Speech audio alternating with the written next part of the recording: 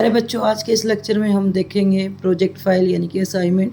Economics की जो assignment है वो किस तरह बनाई जाती है। क्लास 12 की गुड़िया है, उसने बहुत सुंदर बना रखी है। तो जो टॉपिक लिया है वो है प्राइस इलास्टिसिटी। तो इस तरह उन्होंने टॉपिक लिख के, नाम लिख के प्रॉपर तरीके से प्रोजेक्ट फाइल तैयार करी है। तो पहले आपको स्कूल का नाम लिखना होगा, अपना क्लास का नाम, सब्जेक्ट और टॉपिक। उसके बाद आप थोड़ी बहुत क्रिएटिविटी दिखा सकते हो। तो जैसे इस गुड़िया ने दिखा रखी है, बहुत सुंदर बना रखे हैं। उसके बाद एक्नॉलेजमेंट आप लिख सकते हो कि आप के इस काम में किस किस ने मदद करी। फिर आगे मांग की लोच, गुड़िया ने जो टॉपिक लिया है मांग की लोच किसे कहते हैं, तो बड़ी सुंदर तरीके से उसने प्रेजेंट कर रखे हैं। आप देखो तो किस तरह अपनी चित्रकारी दिखाकर, अपनी क्रिएटिविटी दिखाकर टेबल के रूप में डेफिनेशन भी दे रखी है, प्रेजेंट कर रखा है कि जो इलास्टिसिटी है वो किस तरह मेजर की जाती है। इलास्टिसिटी ऑफ डिमांड किसे कहते हैं, मांग की लोच, उसको कैसे मापा जाता है, फॉर्मूला दे रखा है। तो साथ में फिर आगे प्रेजेंट कर रखे हैं कि आप कैसे मेजर कर सकते हो।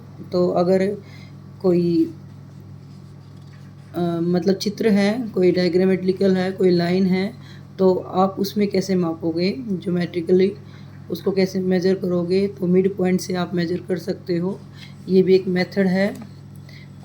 तो आगे है प्रेजेंट कर रखे हैं जो कीमत लोच के जो मेथड होते हैं उनमें से एक मेथड होता है फॉर्मूले वाला मैथमेटिकल प्रेजेंटेशन। दूसरा होता है बिंदु के द्वारा मेजर कर सकते हो रेखा का। तो मिड पॉइंट से जो निचले का पार्ट होता है लोअर सेक्शन डिवाइड में अपर सेक्शन, उस तरह आप उसका अनुमान लगा सकते हो। और जो थर्ड मेथड होता है उसको हम बोलते हैं कुलव्य विधि।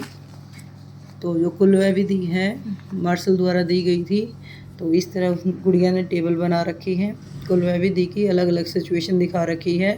3 सिचुएशन होती है कुलव्य की, इकाई के इक्वल, इकाई से अधिक, इकाई से कम, यानी कि इकाई लोचदार, लोचदार और बेलोचदार। इस तरह इस गुड़िया ने अच्छी तरह एक्सप्लेन कर रखा है। इन तीनों स्थितियों को अलग से एक्सप्लेन कर रखे हैं। फिर आगे देखो, अगर रेक्टेंगल हाइपरबोला क्या होता है, स्केच फोन से कर रखा है। अभी कैमरे में सही नहीं दिख रहा, लेकिन गुड़िया ने बहुत अच्छा बना रखा है रेक्टेंगल हाइपरबोला। और फिर आगे की अलग अलग बिंदुओं पर आप माप सकते हो बिंदु। अगर कोई लाइन वर्टिकल है तो उस पर जो इलास्टिसिटी होती है वो 0 होती है, कोई चेंज नहीं होता है। इस तरह एक्सप्लेन कर रखा है।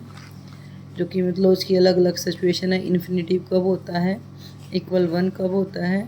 तो जो रेक्टेंगल हाइपरबोला की सिचुएशन होती है तो उसमें इकाई लोचदार होता है, ठीक है। और जो मांग की लोच अगर वर्टिकल है तो 0 होता है, और OX के पैरेलल है तो वो इन्फिनिटिव होता है।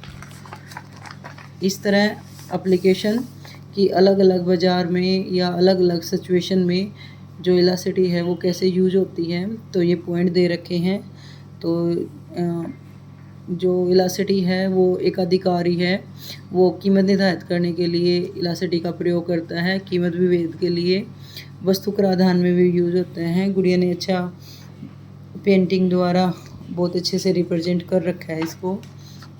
आगे जो भी एक्सपोर्ट सब्सिडी होती है या GST होती है, तो MSP होती है, न्यूनतम समर्थन मूल्य जो निर्धारित किया जाता है वो भी इलास्टिसिटी को ध्यान में रख के गवर्नमेंट डिसाइड करती है। GST का जो भार है वो कितना डिस्ट्रीब्यूशन होता है कंज्यूमर के बीच में और सेलर्स के बीच में, बायर और सेलर के बीच में GST का भार कैसे डिस्ट्रीब्यूट होता है, वो मांग की लोच पर आधारित होता है। यानी कि जो कीमत लोच है उसका इफ़ेक्ट बहुत सारे तत्वों पर पड़ता है, जिसकी वजह से जो गवर्नमेंट है अपनी पॉलिसी बनाते हुए इलास्टिसिटी को ध्यान में रखती है। तो जो भी बाज़ार की संरचना है उस पर भी डिपेंड करता है। इस तरह गुड़िया ने बहुत अच्छी असाइनमेंट बना रखी है, आप भी बना सकते हो।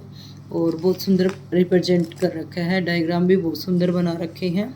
आप भी इस तरह से किसी भी टॉपिक पर बना सकते हो, और इस तरह जो आपकी प्रोजेक्ट फाइल है वो तैयार हो जाएगी। आज के लिए इतना ही, धन्यवाद, थैंक्स फॉर वॉचिंग।